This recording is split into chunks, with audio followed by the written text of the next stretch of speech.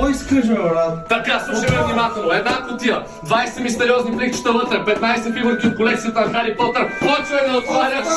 И ако откриеш цялата колекция, отива за тебе. Ако не, си я взимам и си тръгвам. Фигурките, Анди, са всъщност топерчета и може си ги слагаш тук отдолу на молива. Идва явно с списание. Ето ги 15-те фигурки, които трябва да събера. Хармайани!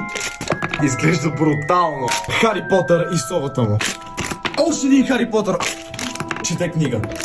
Това между другото ми е една от любимите фигурки. Ето ми е любимият. Дявол Голема! О, Рон Уизли! Повторка. Снейп! Не, още една пазар! Не! Драко Малфой. Последно пакетче! Давай! Та, госпожата. Може да откриете колекцията на Хари Потър на местата за продажба на преса.